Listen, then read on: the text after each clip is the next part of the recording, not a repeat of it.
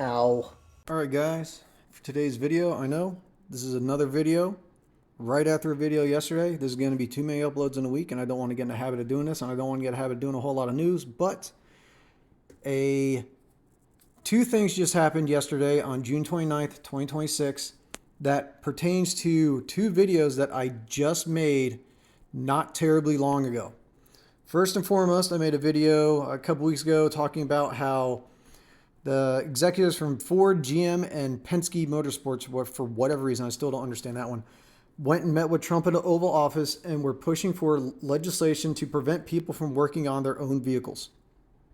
They want you to have no right to repair your shit. They want you to be the subject of be enslaved to them and their processes, their equipment, their machinery, and more importantly, their payment system, to make sure that anything that you need done on your new vehicles and stuff, it has to go through them and them only. They try to say that all their stuff in their cars is proprietary.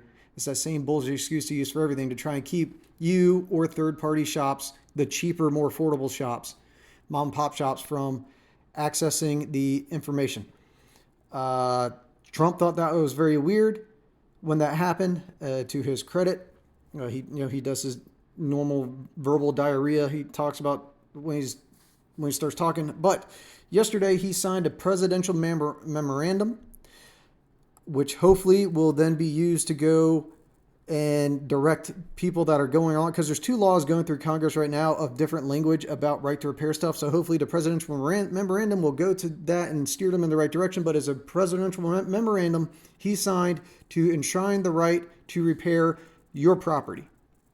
That is a very good thing. Like this guy or not, I don't give a shit, but that is a good thing for people and ownership in general. And we know that this has been going on for a while because, like I said in the other video, John Deere has been fined and sued however many times because they had locked all farmers out of their equipment to where they couldn't work on their tractors unless a John Deere person came out, because everything was proprietary and they couldn't get their stuff. They couldn't fix their shit on their own. John Deere wouldn't even sell them parts for their own tractors that they own unless they had to pay the extortion fee to have one of their techs come out and then tell them what they needed to do, even if they knew what needed to be done. So that is a very big, good thing.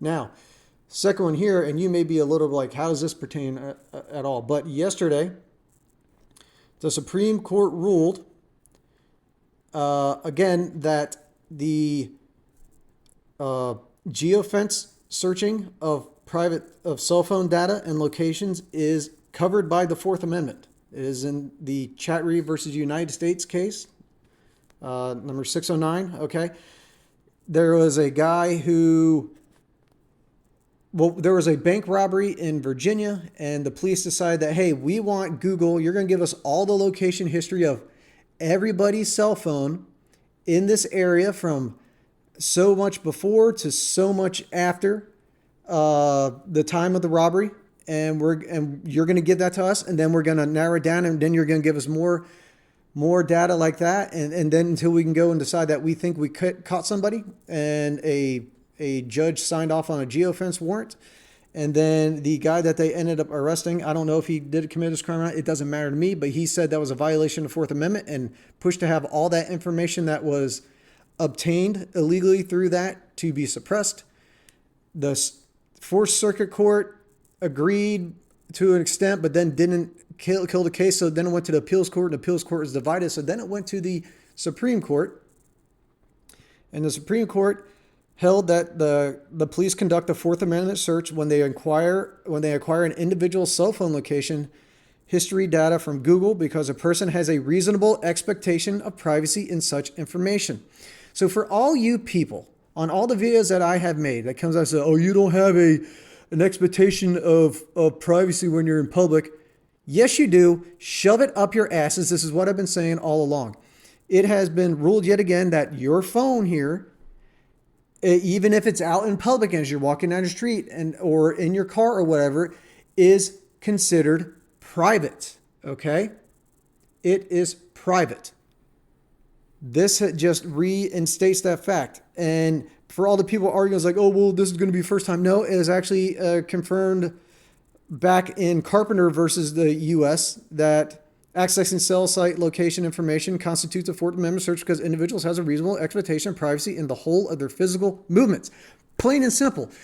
They have a reasonable expectation of privacy in the whole of their physical movements. That includes driving your goddamn car down the fucking road. So when I say these flock cameras are a violation of the Fourth Amendment, the fact that they even goddamn exist, and all you assholes want to argue, oh, you don't have any expectation of privacy. Yes, you do. Fuck you.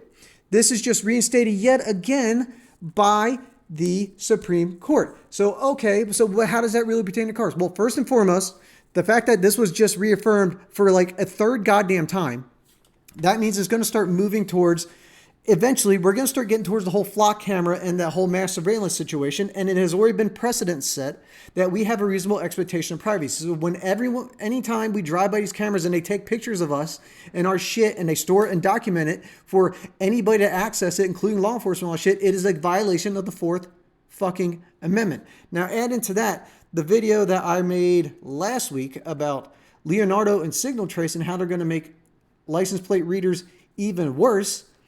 This goes directly to that because Leonardo and Signal Trace scans every over-the-air signal, including your cell phone, your car's ID, pacemakers, medical devices, Bluetooth signals, chips inside your pets, all of that, your earbuds, computers may have everything. They scan all of that information and they store your exact location wherever you pass any of their readers, which can be integrated into license plate reading cameras like Flock, even though Flock is more than license plate readers.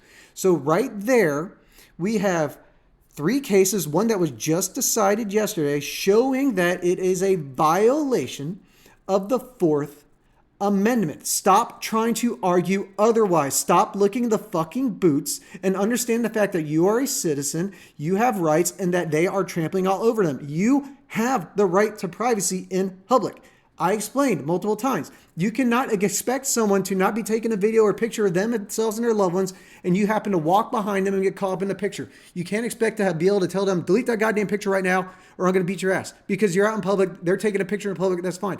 But you can expect to not have third-party companies continuously monitor your information and then sell it off to the government.